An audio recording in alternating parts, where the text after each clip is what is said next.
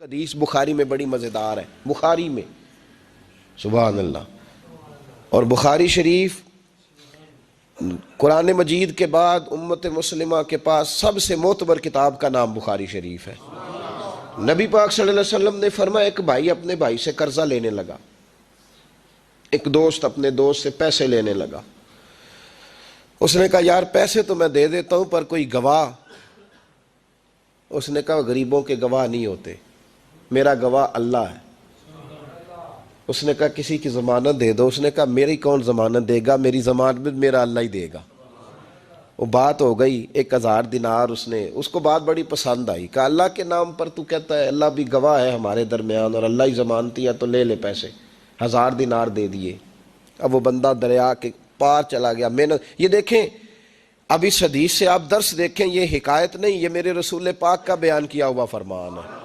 اس کی صداقتوں پہ دیکھیں، اور بخاری کی حدیث کے جملے کتنے حسین ہیں۔ نبی پاک صلی اللہ علیہ وسلم نے فرمایا وہ جس نے پیسے لیے بطور قرضہ، وہ دریا کے پار چلا گیا، محنت مزدوری کرتا رہا۔ جب مقررہ وقت آیا تو اس نے 1000 دینار جو وعدہ کیا تھا کہ فلاں تاریخ کو دے دوں گا، اس تاریخ کو اس نے 1000 دینار لیے اور دریا کے کنارے پہنچ گیا کہ مجھے کشتی ملے تو میں اس تک پہنچاؤں۔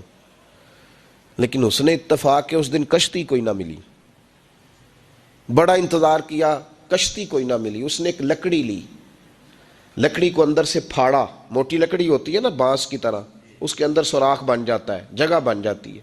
اس نے اندر سے اس کی کھدائی کی، اس کے اندر اس نے 1000 دینار رکھا اور ایک رکا رکھا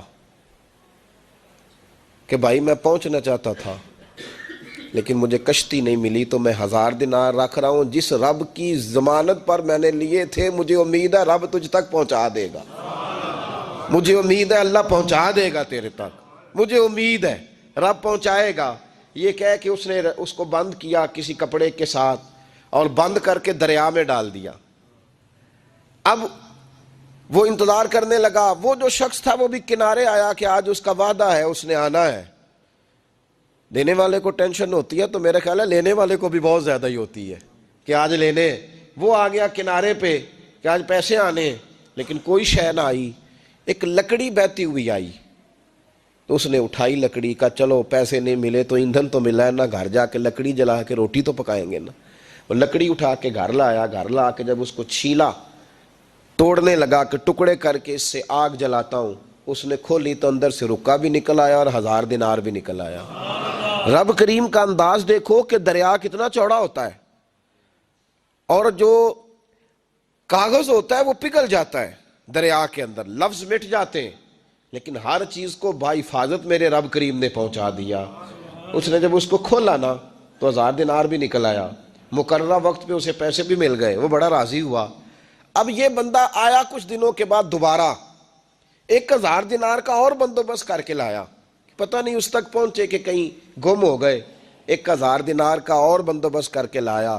معصوم آمنہ، حبیب کبریا، سید کون مکان صلی اللہ علیہ وسلم کس حسن کے ساتھ اپنی امت کو حسین اخلاق سکھا رہے ہیں۔ نبی پاک علیہ السلام فرمانے لگے غلاموں، وہ ایک اور 1000 دینار لے کے دروازے پہ آیا اور دستک دے کے کہنے لگا میرا رب گواہ ہے کہ میں نے کوشش کی تھی پر مجھے کشتی نہیں ملی، میرا رب گواہ ہے کہ میں نے ہمت کی تھی پر موقع نہیں ملا۔ اللہ جانتا ہے جس رب کی ضمانت پہ میں نے تجھ سے پیسے لیے کہ میری کوشش پوری تھی پر موقع نہیں ملا، میں آیا ہوں پیسے رکھ لے۔ اس نے کہا اگر اللہ تیرے اور میرے درمیان گواہ تھا پھر وہ کریم بھی بڑا ہے، تو نے دریا میں ڈالے تھے تو رب کریم نے بحفاظت مجھے پہنچا بھی دیے اور تیری عزتوں کو اس نے برقرار رکھا ہے، میرے دل میں تیری گویا قدر بڑھ گئی ہے۔ او بھائی، جو رب کریم پہ بھروسہ کرے، جو اللہ پہ بھروسہ کرے اور ارادہ کرے، اور اسی طرح کی ایک اور حدیث سیاستہ میں موجود ہے، نبی پاک صلی اللہ علیہ وسلم نے فرمایا ایک بندے کا ارادہ تھا قرضہ دینے کا، اس کا پروگرام تھا واپس کروں گا پیسے، محنت کر رہا تھا، جدوجہد کر رہا تھا، کوشش تھی، وہ نیت اس کی صحیح تھی، دبانے کا 1% بھی ارادہ نہیں تھا، کوشش جاری تھی، ہمت کر رہا تھا، فوت ہو گیا۔ یا رسول اللہ اب کیا بنے گا؟ اگر صوفیاء اس حدیث پہ وجد کرتے، وجد آتا ہے ان لفظوں پہ، اب کیا بنے گا؟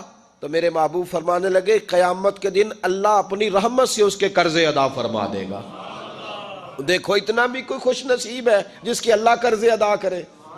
اتنا بھی کوئی خوش قسمت ہے؟ رب جس کے قرضے دے، اللہ کہے مجھ سے لے لے، چل یار رہنے دے۔